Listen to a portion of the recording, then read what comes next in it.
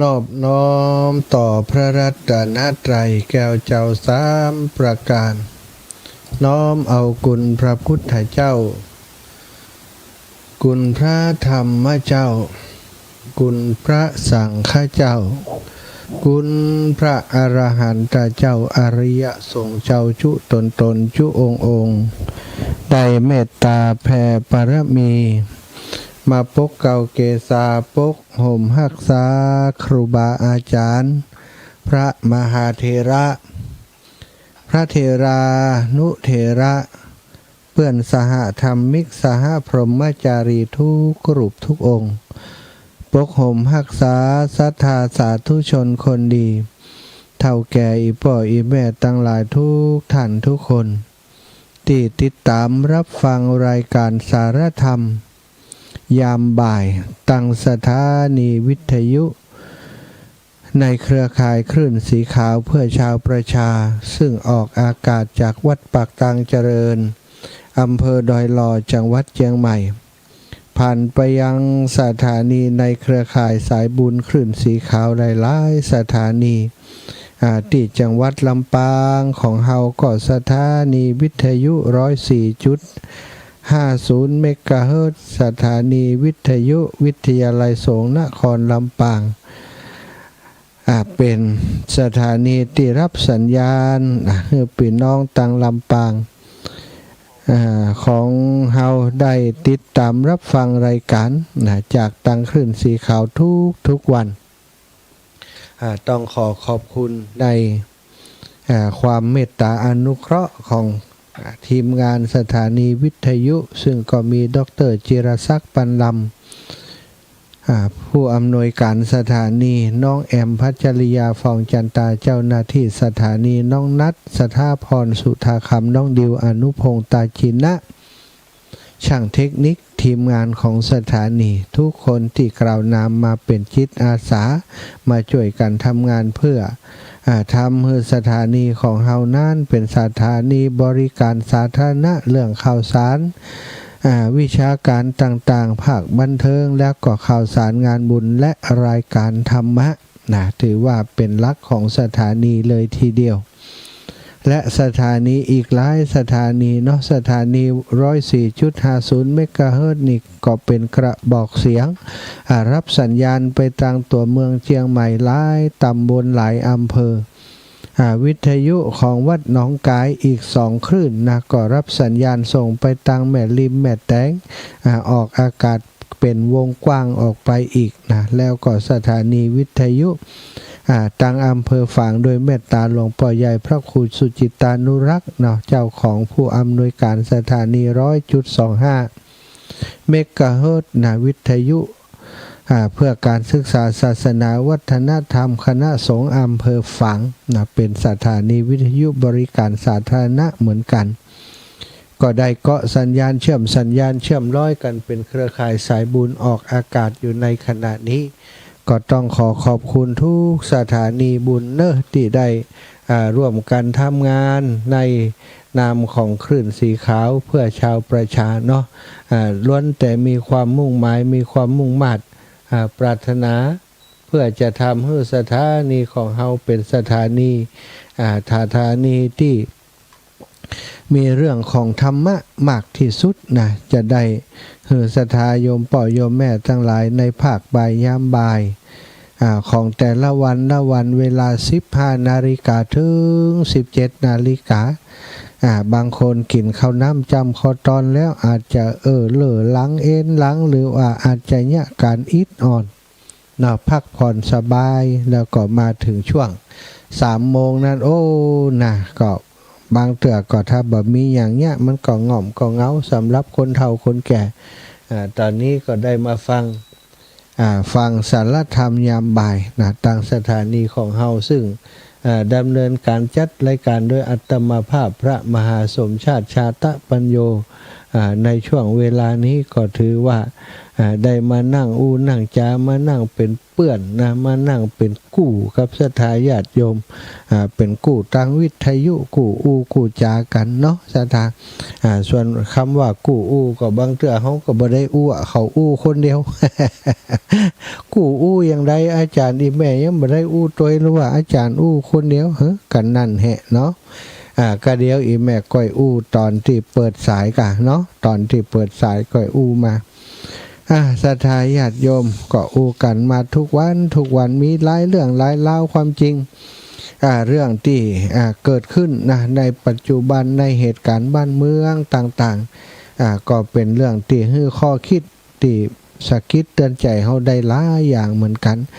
เป็นเรื่องที่มาทดสอบจิตใจของเฮาได้หลายอย่างเหมือนกันหลายๆคนฟังข่าวสารต่างการเมืองการทหารต่างๆก็มีอารมณ์ร่วมนะอารมณ์ร่วมก็คือต้องเป็นฝ่ายเนาะเลือกพรรคเลือกฝ่ายทำชาตินิยมเขาเป็นคนไทยเขาก็เลือกฝ่ายคนไทยเขาก็ว่าฮือเขมรเปิ้นนะฝั่งตรงข้ามกับเฮานี่นะอย่างมาเป็นอย่างอันนี่นะตัวเนี้ยก่อนก็หาว่าบ่ได้ยะ มันหัวบอกหัวการหัวหลอกหัวแล่นไออย่างต่างๆนะฟังข่าวสารบ้านเมืองบางเตือบางทีก็มีอารมณ์ร่วมพลอยโกรธพลอยเกลียดไปด้วยโกรธกับความโกหกหลอกลวงของคนที่มันบ่ยอมรับความจริงนี่สถานเขาจะหันได้ชัดเลยเนาะภาพไอ้ยังต่างๆเนี่ยแต่ว่าเรื่องของการทหารเรื่องของสิ่งเหล่านี้เฮาบ่สนใจก็บ่ได้นะเพราะว่ามันเป็นเรื่องของประเทศชาติบ้านเมืองที่เฮาอาศัยอยู่ได้รับความสงบร่มเย็นอยู่เป็นเรื่องของชาติบ้านเมืองเหมือนกันลูกหลานที่ไปรบทับจับซื้อก็เป็นลูกหลานถึงบ่ใจลูกเฮาหรือว่าบางทีอาจจะเป็นลูกเฮาก็ได้ล่ะนะคนเหนือของเฮาหรือว่าคนที่ไหนก็แล้วแต่ไปฮบเขาก็ไม่ได้ฮบเพื่อส่วนตัวเขาไปฮบในนามประเทศชาติคนไทยทั้งหมดเนี่ยเขาก็ไม่ได้เป็นเจ้าของประเทศชาติคนเดียวบางคนศรัทธาญาติโยมไปฮบทับจับซึกนะโดนระเบิดมาแข่งขาพิการไปจากที่เคยมีครบถ้วนบริบูรณ์แขนขาดไปขาขาดไปบางคนนี่ถูกสะเก็ดระเบิดถึงกับร่างกายพิกลพิการไปหลายส่วนตาเสียไปตาบอดไปก็มีศรัทธาเอ่ยบางคนที่นักหนาที่สุดก็ถึงกับเสียชีวิตไปอายุยังหนุ่มยังน้อยอยู่20ปลาย30นะกำลังมีลูกนาจังมีลูกแฝดถึง3คนมีลูกกำลังออกมาบ่ได้หันหน้าปอสกรรมบางคนก็มีลูกได้5-6 เดือนจำเป็นต้องไปลบทับจับซึกในนามทหารที่ต้องปกปักรักษาผืนแผ่นดินไทยแต่ก็สุดท้ายก็กลับมาอย่างผู้ที่หมดลมหายใจแล้วเป็นศพกลับมาทำให้คนอยู่ตั้งหลังแนวหลังตั้งหลายอันเป็นญาติกาเป็นพี่เป็นน้องเป็นลูกเป็นหลานเป็นสามีเป็นภรรยาต้องสูญเสียบุคคลอันเป็นที่รักไปซะความเศร้าโศกตอมตมต่างๆตั้งหลายก็เกิดขึ้นบนผืนแผ่นดินไทยของเฮาในขณะนี้โดยเฉพาะอย่างยิ่งผู้ที่มีเขตแดนติดต่อที่มีบ้านมีเฮือนมีโรงเรียนมีโรงพยาบาลอยู่ใกล้กับสถานที่ที่เปิ้นรบทับจับซื้อกันสถานอย่างที่เฮาหันในเหตุการณ์ข่าวกระสุนนัดแรกที่ลงมาโรงพยาบาลลงมาบ้านเจ้าบ้านลงมาเซเว่นเนี่ยสถานตรงนั้นคือบ่ใจสถานที่ตั้งของหน่วยทหารแต่ประการใดนะแต่เจตนาของผู้กระทำอย่างนั้นก็แน่นอนนะย่อมมีเจตนาที่จะสร้างความเสียหายให้กับคนในบ้านในเมืองของเฮาเนาะให้ได้รับความเดือดร้อนแล้วที่สำคัญนะการตอบโต้ต่างๆการฮบกันนี่ก็ต้องฮบหมายความว่าสงครามนี่คือการฮ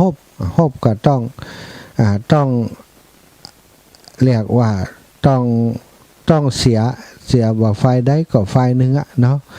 เสียถึง2ฝ่ายก็มีฝ่ายใดแต่จะเหนือก็ฝ่ายใดนั่นก็อีกเรื่องหนึ่งแต่สิ่งสำคัญก็คือจำเป็นต้องฆ่าฟันห้ำหั่นกันโดยอาวุธยุทโธปกรณ์ต่างๆที่กองทัพของแต่ละประเทศมีเทคโนโลยีต่างๆที่เอามาใช้ในการรบความจริงการรบนะก็เหมือนการชกมวยกันเนี่ยมีกติกาในการชกอย่างต่างๆเปิ่นก็มีกติกาว่าห้ามต่อยใต้เข็มขัดนะ กรรมการเก่งบอกหยุดต้องหยุดนะนี่ห้ามคบหูคู่ต่อสู้นะอย่าสถามีหลายอย่างลูกเนาะในการฆ่าคู่ต่อสู้ล้มลงไปแล้วนะเฮือยั้งมือไว้อย่าไปซ้ำอย่าไปเตรียมอย่าไปเติมถ้านอกถ้าตีเปิ่นล้มลงไปแล้วกรรมการจะเข้าไปนับถึง8ถ้าบรรลุก็จับกันถ้าเปิ่นลุกขึ้นมาได้ก็ถามว่าสู้อยู่ก็ดูไหวก็สู้ไหมถ้าเปิ่นสู้ก็สู้ต่อ ตามกติกาซะท่าในการรบก็เหมือนกันรบกัน2ฝ่ายคือทหารรบกับทหารเพื่อจะหยังซะท่าเพื่อจะแย่งดินเพื่อจะเรียกว่าเอาดินแดนของตัวเก่าคืนมานะถ้าประเทศที่ถูกบุกรุกเข้ามาเนี่ยสถาจากดินแดนที่หมายเขตหมายแดนกันไว้โดยกฎหมายต่างๆถ้าวันดีคืนดีเนี่ยบางประเทศที่เขาอย่างใดเดียสถามีจิตเจตนาที่บดีขยับมุดขยับหมายคดเข้ามาถ้ามีการโฮบกันก็ต้องผลักดันให้ออกไปตามเส้นแบ่งเขตแบ่งเดนเตี่ยอู้กันไว้แต่แรกแต่หัวตีความเปลี่ยนมาเปลี่ยนไปอย่างใดโฮบก็ต้องโฮบอยู่ในแนวทางนั้นสถา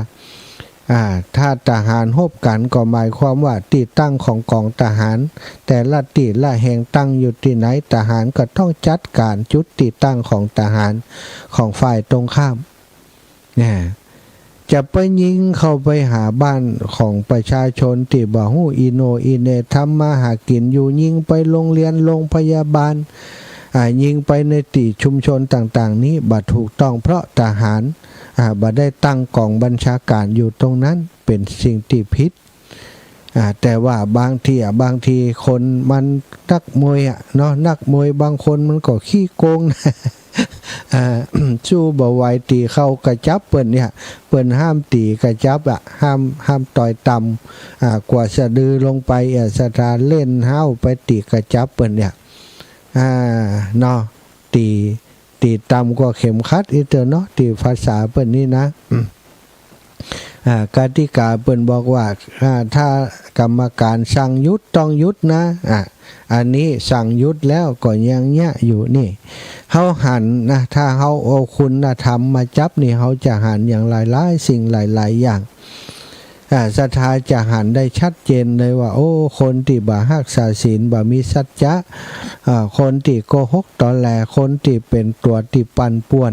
ทำให้เกิดเรื่องราวเป็นการรบทับจับซื้อคืนนี่จริงๆแล้วมันบ่มีไผนักนะมันมีผู้นำบางคนนั่นละที่มันสูญเสียประโยชน์หรืออะไรอย่างใดอย่างหนึ่งที่มีอาชีพในการประกอบอาชีพในทางที่บ่สุจริตนี่สถานที่เฮาฟังข่าวต่างๆเป็นหัวหน้าใหญ่ของแก๊ง call center อย่างอีเป็นต้นนี่สถาเหยแล้วก็เพราะทำให้ประเทศชาติบ้านเมืองถึง2ฝ่ายได้รับความเดือดร้อนเพราะคนหนึ่งคนบดีคนเดียวนี่มันจะธรรมดานะโดยเฉพาะคนบดีคนเดียวแล้วมีอำนาจสถาลองขึ้นพอเตอร์อย่างที่เปิ้นว่าผีบ้าได้ค้อนเนี่ยอันนี้มันผีบ้าได้ปืนนะผีบ้าได้ปืนกลผีบ้าได้คุ้มกองทัพเนี่ยโอ้โหเนาะไอ้อย่างเกิดขึ้นอันนี้คือสิ่งที่เฮาได้หันในโลกยุคสมัยนี้ความจริงการรบทับจับซื้อการฆ่าการฟันกันนี้มันน่าจะหมดยุคหมดสมัยไปแล้วแต่ศรัทธาญาติโยมตราบใดที่มนุษย์คนเฮายังมีกิเลสตัณหาสันดานหยาบช้าอยู่นี่แล้วได้เป็นผู้ปกครองบ้านปกครองเมืองนี้ก็ย่อมจะนำประชาชนพลเมืองเข้าสู่สงครามบ่วันใดก็วันหนึ่งโดยเรื่องของความเห็นแก่ตัวของเขาเองนะ จะหันว่าผู้ปกครองบางคนนี่โอ้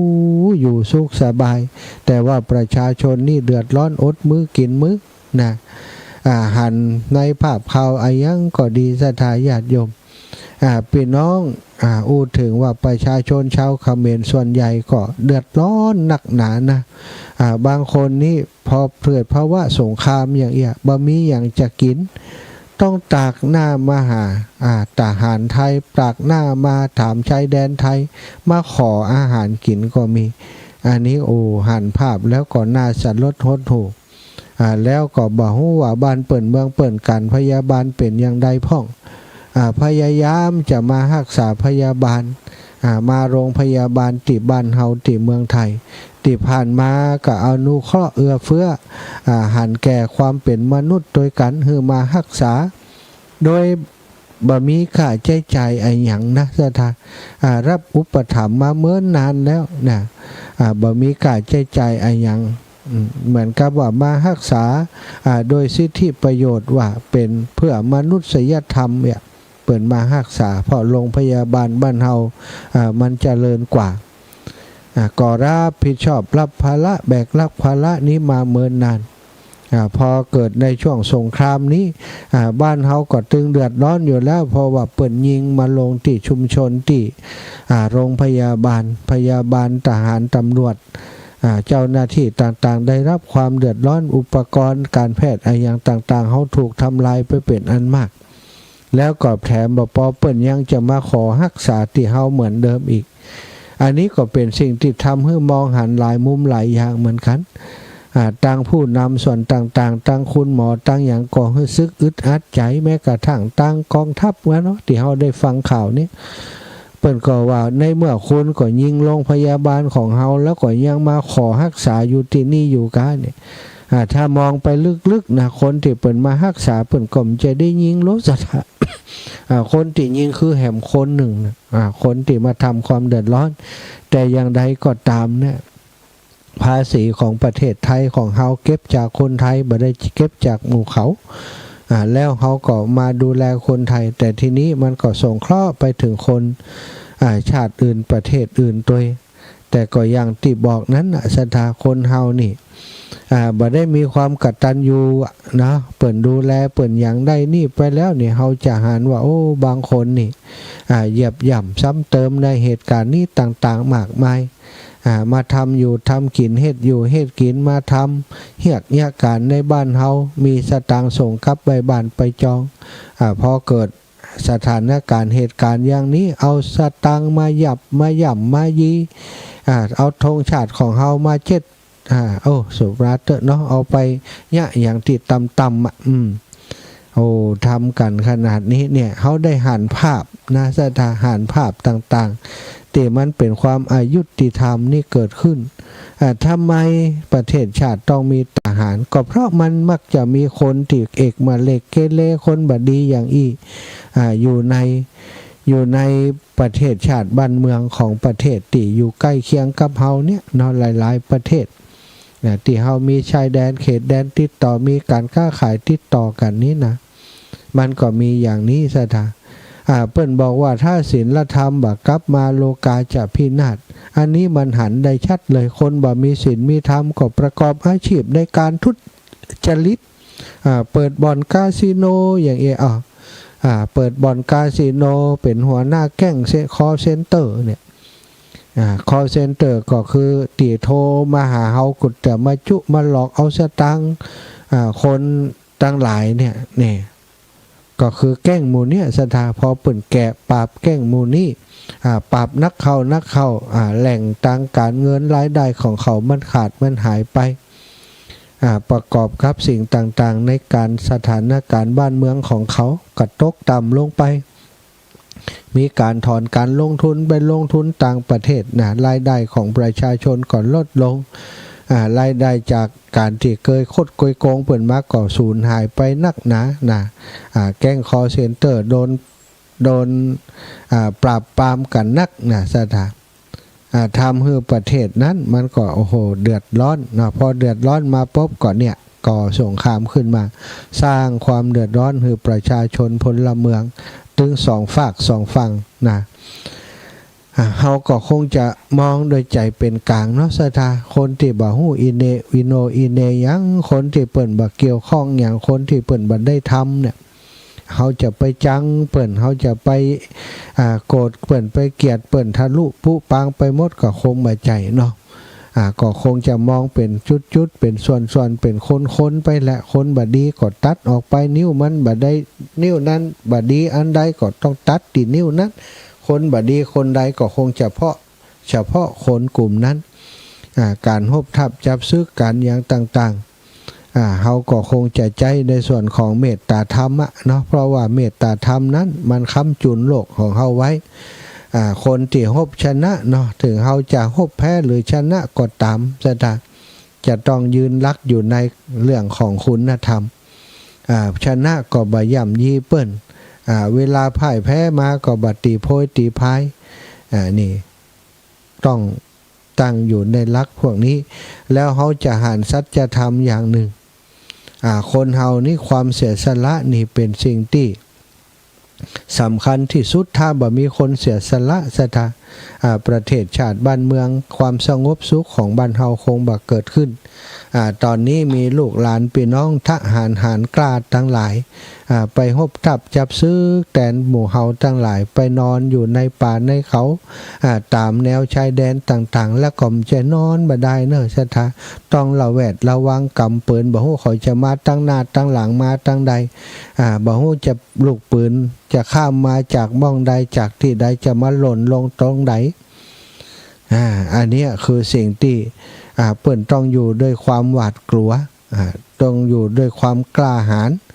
ถ้าบ่มีความกล้าหาญคงจะบ่เสียสละไปอย่างนั้นเมื่อไปแล้วก็ต้องทำเพื่อประเทศชาติแม้กระทั่งชีวิตเลือดเนื้อก็ต้องเอาชะโลมดินถึงเวลามาถ้าถูกฆ่าศึกโจมตีต้องเสียชีวิตก็ต้องยอมใจเนาะยอมใจของทหารหารตั้งหลายสถานที่ไปฮบเพื่อบ้านเพื่อเมืองของเฮาทุกวันนี้ที่เฮาอยู่สุขสบายอยู่ดีมีสุขกันนี่ก็ย้อนมีลูกหลานของเฮาที่เพิ่นทำหน้าที่ปกป้องชาติบ้านเมืองของเฮาถ้าชาติบ้านเมืองของเฮาบ่มีทหารหารตั้งหลายคอยดูแลปกปักรักษาดินแดนของเฮาไว้สถานแต่ละประเทศที่ติดเขตแดนกับบ้านเฮาเขาก็พยายามนะสถานที่จะลุกล้ำเข้ามาโดยวิธีการต่างๆมากมายวิธีการเอาหน้าด้านก็มีวิธีการทั้งการทูตทั้งอะไรอย่างต่างๆที่เขาแยกกันมีหมดสถาญาติโยมอันนี้คือสิ่งที่ปัจจุบันนี้เราจะต้องหู้ตันเนาะหู้เท่าเอาไว้กันหู้ตันเอาไว้แก้ก็มีเหตุการณ์ยังเกิดขึ้นต่างๆจะไปฝังใส่อารมณ์มองคือเอาใจเป็นกลางนะจะไปสมน้ำหน้าเขาถ้าสมน้ำหน้าเขาแสดงว่าเขามีความโกรธเขามีความหลงความบ่หู้อย่างต่างๆที่กระทำอย่างนั้นถ้าเขาเป็นอย่างนั้นเฮามีความเมตตาสงสารต่อเขาคิดในทางที่ดีมองในอีกแง่หนึ่งถ้าเฮาเป็นเขารู้เฮาจะเหมือนเขาก็ถ้าบ่เหมือนเขาก็ดีไปนะถ้าเหมือนเขาจะต้องแก้ไขอย่างใดถ้าเฮามองในมุมนี้เฮาก็จะเกิดความเข้าอกเข้าใจผู้อื่นนักขึ้นแต่ถ้ามองว่ามันเป็นศัตรูจะต้องฆ่ามันให้ตายหมดเฮาลองคิดว่าถ้าเฮาไปเป็นเจ้าเขารู้ซะถ้าที่บ่ฮู้อีเนเนี่ยบางคนก็บอกถล่มมันให้ลาบไปเลยลาบไปเลยก็คือบ่ต้องให้มันมีอย่างเหลือลูกเด็กเล็กแดงคนเฒ่าคนแก่ของเปิ้นก็จะต้องเสียไปหมดทั้งที่อย่างที่บอกเปิ้นก็บ่ฮู้อะหยังว่าทำไมมีเหตุการณ์อย่างอี้เกิดขึ้นเปิ้นก็ดูโดนปลุกปั่นจากทหารของเปิ้นจากผู้ปกครองของเปิ้นว่าบ่เดี๋ยวนี้บ้านเฮาโดนรังแกนะเขายะเฮานะอย่างอันอย่างอีเปิ้นฟังข่าวถ้าเปิ้นฟังฝ่ายเดียวเปิ้นก็เข้าใจฝ่ายเดียวว่าโอ้นี่ประเทศเปิ้นโดนรังแกประเทศไทยเป็นประเทศใหญ่กว่าไปรังแกประเทศของเปิ้นประเทศเล็กๆเนี่ยเปิ้นก็จะมีถ้าเปิ้นบ่ใจปัญญาพิจารณาเปิ้นก็โมโหโกธาอย่างบ้านเฮาเหมือนกันฟังข่าวสารอะไรอย่างต่าง ก็อย่างที่เปิ้นบอกก็ต้องฟังหูไว้หูจั่งน้ำนักเอาจั่งน้ำนักเอาอันใดถูกอันใดควรอันใดดีมดีอย่างต่างๆก็มองให้ถูกแต่ที่สำคัญก็คือใจต้องวางให้เป็นกลางเอาไว้ก่อนซะท่าจะไปฝั่งเข้าข้างฝั่งโน้นฝั่งนี้ฝั่งอย่างอะไรทำไมที่มีข่าวทุกวันหรือว่าโอ้คนเฒ่าแล้วเนาะอีแม่บ่สนใจฟังท่านอาจารย์ฟังแล้วอีแม่ทุกข์ใจหันหัวดินกระเดียวหันควายตายเป็นฝูงอีแม่หันและเศร้าใจตายอย่างอีก่อมพอเป็นน้ำแล้วก่อมเป็นยังหรอกอีแม่เฮ้ยนะฟังน้ำฟังธรรมไปเนาะทำให้เฮาจิตใจของเฮาสงบสุขไปวันๆก็ถือว่าโอเคแล้วถึงเฮาฮู้ไปบางทีมันก็อย่างที่บอกคือเฮาก็ช่วยยังบ่ได้เฮามีหน้าที่ส่วนหนึ่งเปิ้นมีหน้าที่ส่วนหนึ่งแต่ละคนก็ทำหน้าที่ของกันและกันไปนี้ถึงปาลบถึงเหตุการณ์ต่างๆที่มันเกิดขึ้นพอดีข่าวทหารข่าวการฮบทับจับซึกเข้ามาก็ทำให้ข่าวเรื่องน้ำท่วมมันก็หมดคือน้ำท่วมครั้งนี้ที่จังหวัดน่านนี้มีความรุนแรงสูงมากเนอะสถานสูงกว่าทุกปีที่ผ่านมาที่จังหวัดน่านเจอปีนี้ในพื้นที่ของอำเภอตาวางผาอำเภอปัวอำเภอทุ่งช้างอำเภอเมืองอำเภอตาวางผาอำเภอนาน้อยบางส่วนนี่สถานน้ำป่าน้ำป่าน้ำที่เข้ามานี่ปริมาณเยอะมากมวลน้ำมหาศาลเข้ามาแล้วก็ท่วมเป็นเวลาเมินนานตัวสร้างความเสียหายเป็นวงกว้างก็ดีที่มีข่าวว่าครูบาอาจารย์พระสงฆ์องค์สังฆเจ้าในพื้นที่หนเหนือของเฮาบ่ละทิ้งกันบ่ทอดทิ้งกันตั้งเชียงใหม่ตั้งเชียงรายตั้งลำปางตั้งพะเยาตั้งเมืองแปะก็ไปช่วยครูบาอาจารย์ศรัทธาจากต่างเมืองน่านวันนี้ก็มีครูบาอาจารย์จากต่างเชียงใหม่ไปตั้งโรงทานไปทำกับข้าวกับป่าช่วยเหลือผู้ประสบภัยซึ่งขณะนี้ก็กำลังเก็บกวาดยังกันต่างๆมากมายข่าวเรื่องของน้ำท่วมถูกกลบไปด้วยเรื่องข่าวของการรบกันข่าวของสงครามนะแม้กระทั่งข่าวเรื่องพระสงฆ์องค์สังฆเจ้าช่วงก่อนเข้าวาสามาถึงช่วงเข้าวาสามานี่โอ้โหเนาะถล่มกันเฮียจนถ้าถึงว่าเป็นสงครามก็จนโง่หัวบ่ขึ้นสถานข่าวสารต่างๆติจริงบ่จริงพ่องนี่เข้ามาโจมตีวงการของพระสงฆ์องค์สังฆเจ้าสถาบันสงฆ์ของเฮานักหนาเหมือนกันแต่ก็พอมีข่าวสงครามไปข่าวเรื่องนั้นก็หายไปพ่องแต่ก็ยังมีโผล่ขึ้นมาในหนังสือพิมพ์ในโทรทัศน์ในสื่อต่างๆอยู่บักขาดเหมือนกันแต่ว่ามันสู้ข่าวสงครามบ่ได้ซึ่งมีคนติดตามเพราะความเป็นชาตินิยมเนาะมันก็อยากจะหู้ข่าวหู้อย่างมันจะเป็นอย่างใดตอนนี้เหตุการณ์มันเป็นอย่างใดติดตามข่าวกันข่าวน้ำท่วมก็เช่นเดียวกันก็ถูกกลบโดยข่าวของเรื่องของสงครามความจริงอย่างที่บอกคือสถานการณ์น้ำท่วมปีนี้นี่นักหนาความช่วยเหลือก็ไปช่วยกันนักแต่อย่างว่านะสถานถ้าข่าวคนทำดีนี่บ่ค่อยเป็นข่าวเนอะทุเจ้าไปช่วยน้ำท่วมตรงโน้นตรงนี้นี่บ่ลงข่าวซะมะถ้าจะลงข่าวต้องไปจ้างเขามะนะถ้าข่าวดีนี่ต้องมีเงินจ้างให้ลงข่าวแต่ถ้าข่าวบดีนี่โถศรัทธาม่วนเขา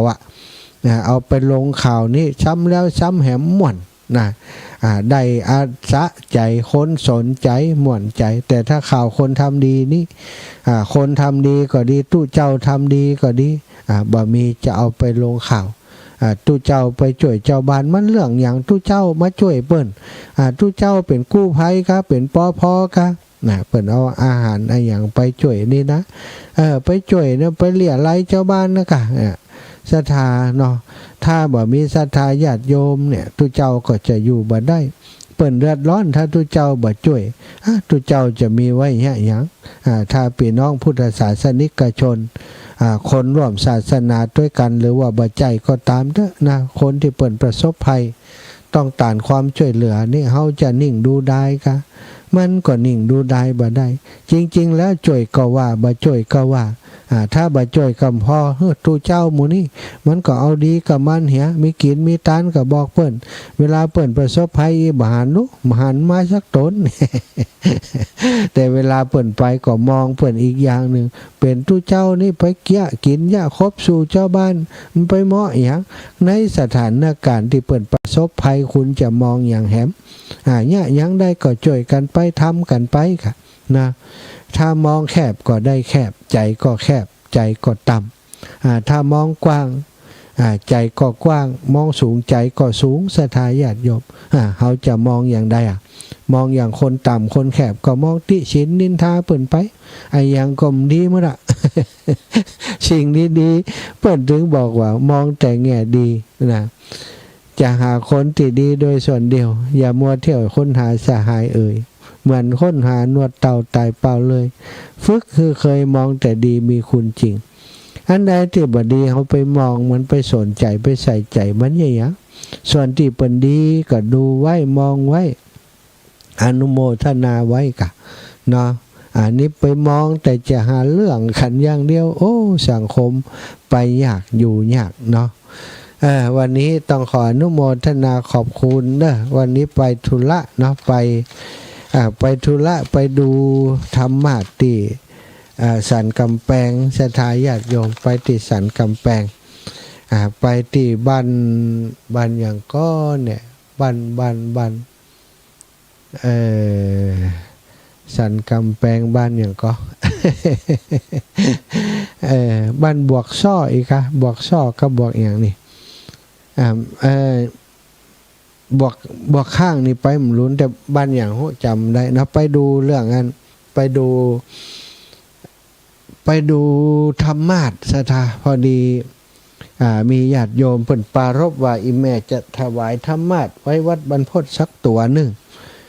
ท่านอาจารย์เปิ้งใจตีไหนอย่างใดปาไปพอจิมนี่นะก็เลยติดต่อประสานงานที่แรกก็ไปดูที่เปิ่นขายตั้งออนไลน์อย่างต่างๆเข้าไปคลิกดูไปพอดูก็โอ้มันมีที่เปิ่นทำหลายที่หลายแห่งแต่ไปเปิ้งใจฝีมือของศาลาที่สันกำแพงศาลาที่สันกำแพงพอแล้วเข้าท่าดีก็เลยว่าดังนี้มันน่าจะบักไก่นะอยากจะไปดูแบบดูการทำงานของเปิ่นว่าเป็นอย่างไรก็เลยโทรหาเจ้าของบริษัทเปิ่นโทรหานัดหมายกันเปิ่นว่าวันนี้เปิ่นอยู่บริษัทอยู่ร้านติธรรมก็เลยได้เดินทางไปกับปาโยมเปิ่นไปพอโดยศรัทธาก็ปรากฏว่าได้หันของเนาะหันของที่เปิ่นทำอยู่นะของที่เราต้องการมีธรรมาสเนาะมีธรรมาสแล้วก็ฐานรองธรรมาสตัวธรรมาสนี้ราคาตกอยู่ 10,500 บาทฐานรองของมันเนาะฐานรองก็ตกอยู่ราคาเดียวกัน 10,500 บาทรวมแล้วก็ตกอยู่ที่21,000 บาทนะก็โอ้พอแล้วก็กับเจ้าภาพที่เปิ้นถวายปัจจัยมา 10,000 ว่าเปิ้นเปิงใจก็เนาะว่าเปิ้นก็เปิงใจแต่เปิ้นก็เปิงใจเฉพาะส่วนของ 10,000 นะเนาะ เปิ้นต้องการถวายธรรมาสแต่ว่าถ้ามีการธรรมาสเอาไปตั้งมันก็จะต่ำก็เลยว่าในก็ไหนละเนาะได้ธรรมาสแล้วก็ควรจะหาที่ฐานสำหรับที่เอาธรรมาสขึ้นไปตั้งไปวางไว้ก็จะสูงขึ้นมาแห่มประมาณ40 เซนสถาตัวฐานของมันฐานของมันที่แรกเปิ้นทำไว้120 คูณ 180อาตมาก็เลยว่าถ้าเฮาเพิ่มโต๊ะเคียงขึ้นมาบนธรรมาสนี้มันจะงามแห่มน้อยโต๊ะเคียง2ตัวแล้วก็ฐานนี้ถ้าโต๊ะเคียงขนาดนี้วางได้ก็เช็คพอโต๊ะเคียงวางบ่ได้วางได้ตัวเดียวธรรมาสก็จะต้องวางเอียงไปข้างใดข้างหนึ่งถ้าอย่างอันก็บ่งามแหมก็เลยกับเจ้าของว่าถ้าอาจารย์ต้องการขยับฐ านนี่ออกไปแหมคือมันวางโต๊ะเคียงได้ถึง2ตัวนี้ได้ก็เจ้าของเปิ่นก็เตะไปเตะมาโอ้ได้อาจารย์แต่ต้องเพิ่มราคาแหมน้อยนะก็เลยว่าโอ้เอาราคานี่ก็เพิ่มขยับปีกออกไปแหมน้อยเดียวมันได้จะมาเพิ่มยังนะถ้าเพิ่มแหมอาจารย์ก็บ่มีนะชะตังก็มีนัก เอาไปเอามาเอาผมถือว่าผมทำถวายกันแล้วกันอาจารย์ว่าก็ตกลงว่าเอาธรรมาสตัวหนึ่งเอาฐานขยับฐานออกไปแล้วก็โต๊ะเคียงตีวางข้างธรรมาสแถม2ตัวโต๊ะเคียงเนี่ยตกอยู่ตัว4 ปัน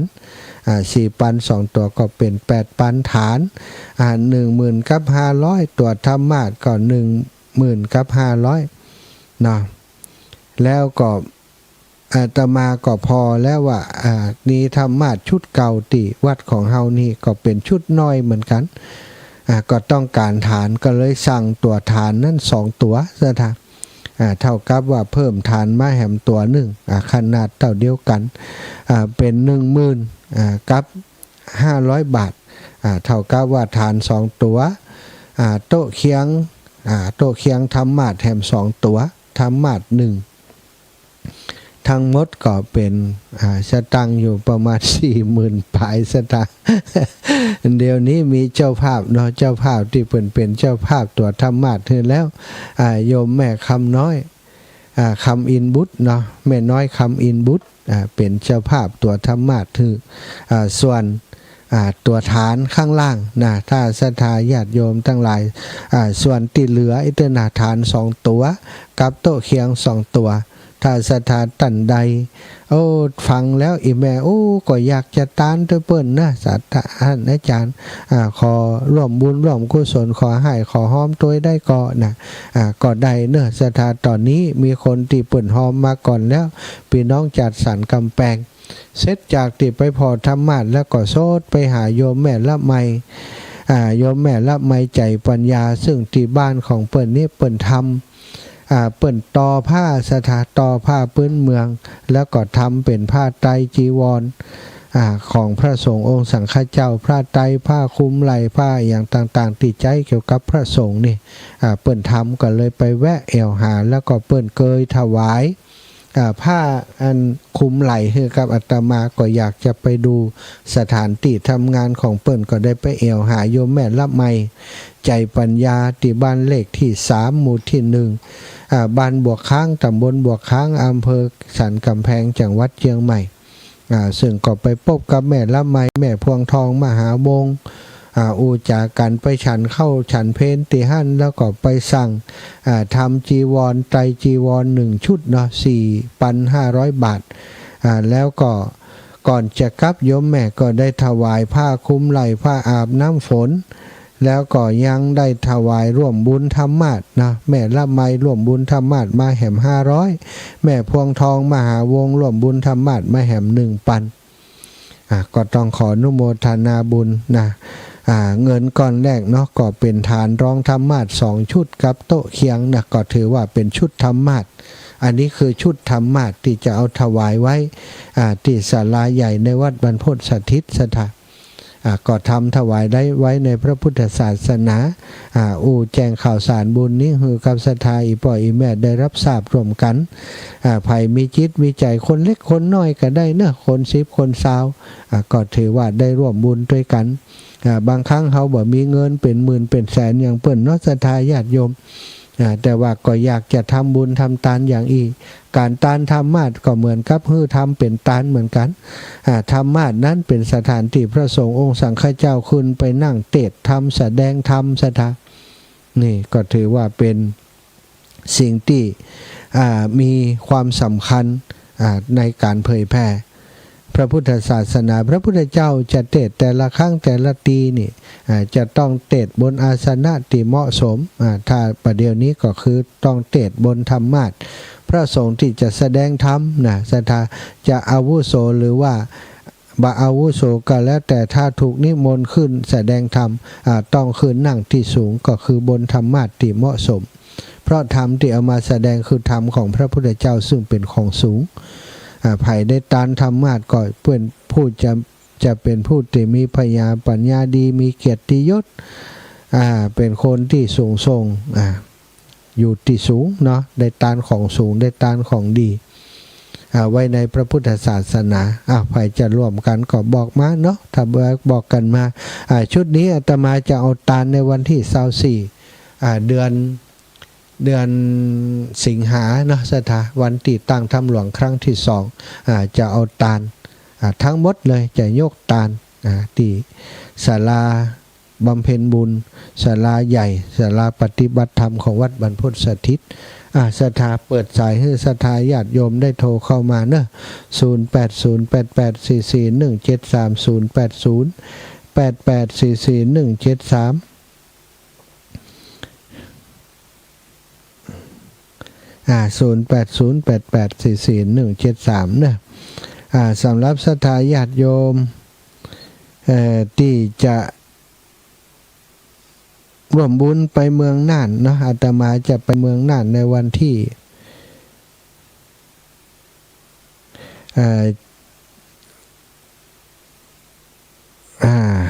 อาตมาจะไปเมืองน่านในวันที่วันที่3นะศรัทธาญาติโยมศรัทธาญาติโยมใครจะไปด้วยกันก็แจ้งมาเนาะจะไปร่วมบุญร่วมกุศลด้วยกันแจ้งมาได้เลย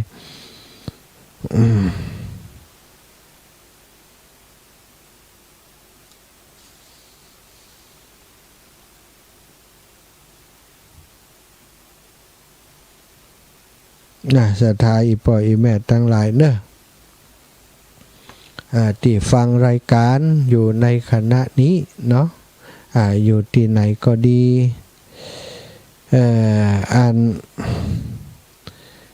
จะโทรเข้ามามาจามาสนทนากันที่0808844173เนอะ0808844173โทรมามาจากันได้0808844173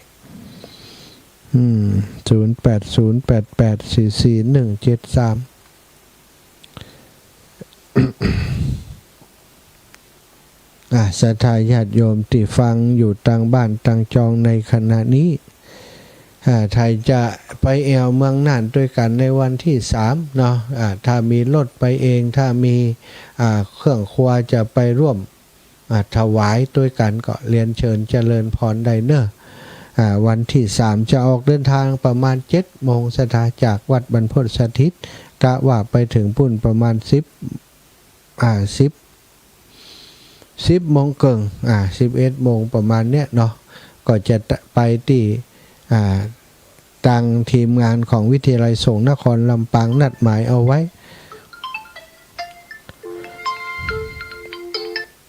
ศรัทธาญาติโยมจากต่างเมืองฝางแม่จันศรีสุขา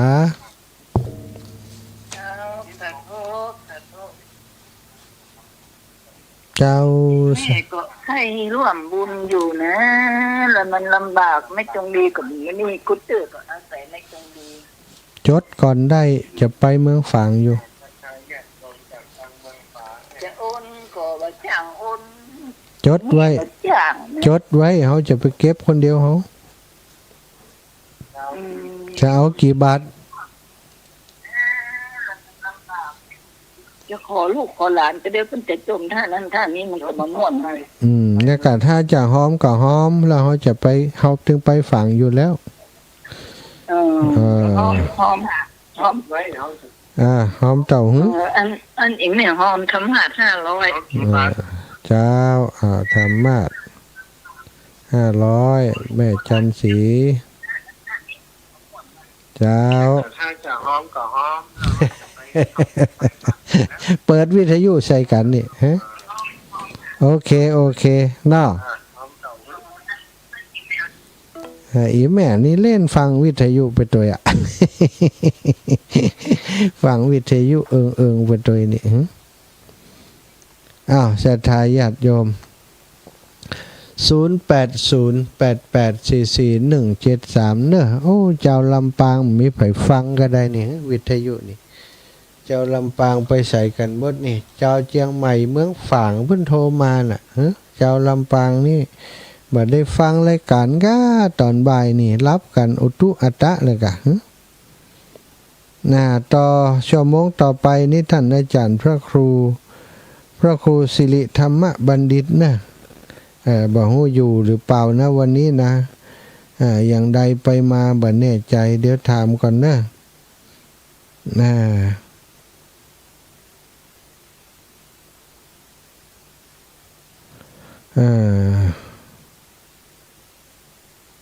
เอาแล้วก็อ่านอย่างก็พระครูสิริธรรมบัณฑิตเอาชั่วโมงต่อไปถ้าเปิ้นบ่เข้าอย่างใดเดี๋ยวก็จะประสานงานเด้อ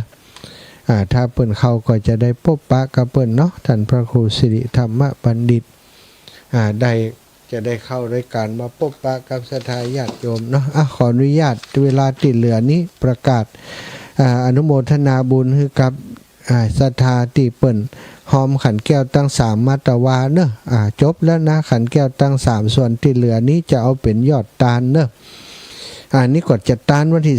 24คือจบเลยเหมือนกันแม่ย่าเรียบวางสมบัติหอมมา200น้องสมจิตอินทรวิจิต300แม่จันสมเซนทองหลัง100แม่บัวครีทับโป100แม่บัวเร็วชัยอุดปงไต100แม่บัวลอยปงเทพ100แม่ถนอมนำวง100พี่น้องดอนไฟว่ายังใดจะไปเมืองน่านกะ ไปค่ะยานี่จะไปอันนี้แม่ทำมันเดี๋ยวนี้ไปใส่เลนส์ตามาใหม่ไอ้ยะตาใส่ปิ้งเนาะเจ้ามันมาได้หันระหว่างงานมันมาหันแล้วก็แม่ไปใส่มานี่ได้กี่วัน6-7 วันมีอยู่ดีขึ้นแล้วเนาะเจ้าดีเพราะว่าลำพังผมมีเคยโทรแม่จะนั่งฟังอยู่นี่ล่ะฟังก่อนเนาะแต้มโทรมได้เนาะฟังตาไปเจขาดสักวันนะดีกะแม่ติดตามตลอดนะแล้วก็มันดีนี่ไปใส่เลนส์มาก็เลยไปบ่ได้ไปไหนบ่ได้ก็เลยอยู่บ้านนี่ก็เจ้าสาธุขอบคุณอีแม่เด้อเจ้าบุญรักษาแม่บัวลอยแม่บัวลอยสายเขียวเจริญพรเจ้าไปสาเจ้าท่านเจ้าอีแม่อีแม่จะหอมันถ้ามาแล้วเจ้าได้แม่เจ้าในห้องถ้ามา500นึงได้กะเจ้าธรรมะได้ตอนธรรมะเจ้าดีละเนาะได้คุยคนน้อยเดี๋ยวก็ครบเจ้าแม่บัวลอยเจ้าแม่บัวลอยสายเขียว500สาธุยายพรแหม500ครบยายพรแหม500รถข่าวไปรถเอาอ่ะฮะรถไผอู้เอ้ยเนาะพูดแล้วนะนั่นเหมือนสวนนะครับต้นไม้เอาไว้ถามเอาแล้วไปแล้วไปว่ากัน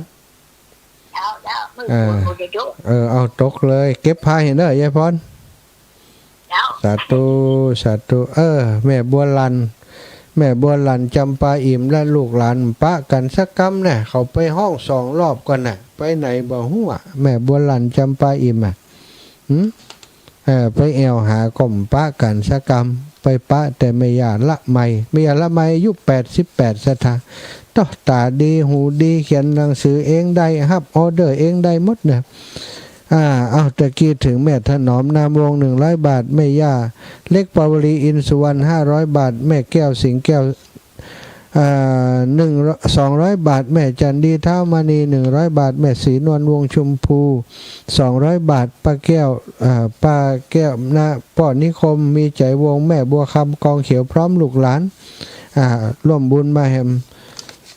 200 บาท